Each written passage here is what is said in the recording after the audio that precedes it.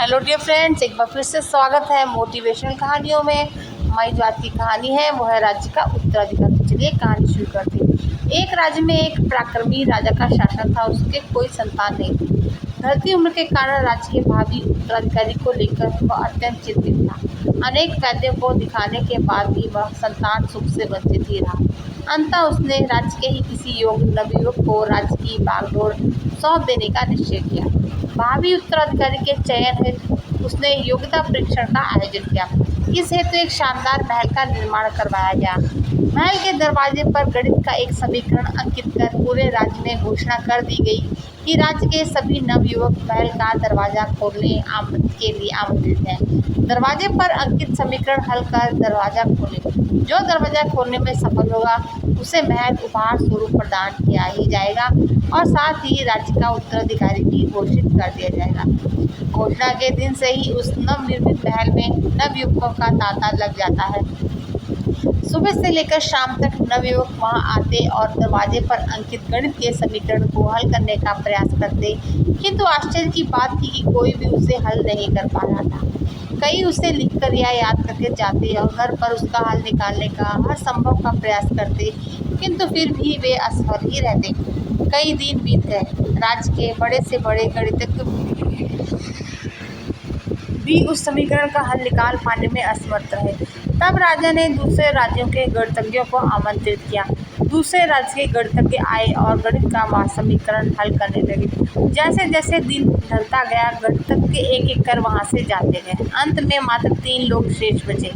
उनमें से 2 दूसरे राज्य के गणितज्ञ थे, किंतु तीसरा गांव का एक साधारण सा युवक था। दोनों गणितज्ञ जहाँ गणित का समीकरण हल करने में लगे थे, वहाँ युवक एक कोने में खड़ा होकर उन्हें देख रहा था। राजा ने जब उसे यूं ही खड़ा देखा तो पास बुलाकर पूछा, तुम दरवाजे पर अंकित समीकरण क्यों नहीं हल कर रहे हो? युवक बोला, महाराज, मैं तो बस यूं ही इन नामी गिरामी गणितज्ञों को देखने आया हूँ। ये अपने राज्यों के इतने बड़े गणितज्ञ हैं, इन्हें समीकरण का हल करने दीजिए। यदि इन्होंने हल निकाल लिया तो राज्य के उत्तराधिकारी बन जाएंगे। इससे बड़ी खुशी की बात और क्या होगी। यदि ये समीकरण हल नहीं कर पाए तब मैं कोशिश करके देखूंगा। इतना कहकर युवक एक कोने में बैठकर गणितज्ञों को देखने लगा।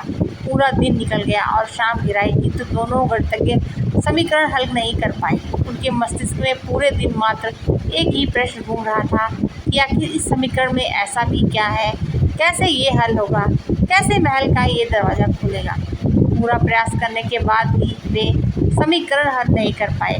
जब उन्होंने हार मान ली तो कोने में बैठा युवक उठकर दरवाजे के पास गया और जाकर उसे धीरे से धक्का दे दिया। जैसे ही उसने दरवाजे को धक्का दिया, दरवाज़ा खुल गया। दरवाज़ा खुलते ही लोग उससे पूछने लगे कि तुमने ऐसा क्या किया कि महल का दरवाज़ा खुल गया? युवक बोला, जब मैं बैठकर सबको गणित का समीकरण हल करते देख रहा था तो मेरे दिमाग में विचार आया कि हो सकता है कि दरवाज़ा खोलने का कोई समीकरण ही ना हो। इसलिए मैं गया और सबसे पहले जाकर दरवाजे को धक्का दे दिया। दरवाज़ा खुल गया। दरवाज़ा खोलने का कोई समीकरण था ही नहीं। उसका उत्तर वहाँ उपस्थित राजा ने भी सुना और बहुत प्रसन्न हुआ। उसने युवक को वह महल भी दिया और राज्य का भावी उत्तराधिकारी भी घोषित कर दिया।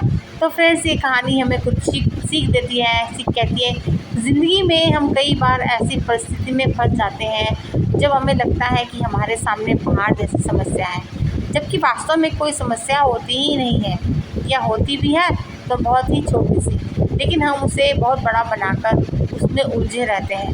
बाद में उस समस्या का समाधान अपने आप ही निकल जाता है, या फिर थोड़े से प्रयास के बाद तब हमें एहसास होता है कि इतनी सी समस्या के लिए हमने कितना समय बर्बाद कर दिया। समस्या सामने आने पर विचलित ना हो, शांति से सोचें और फिर समस्या का समाधान करने का प्रयास करें। Thanks for listening.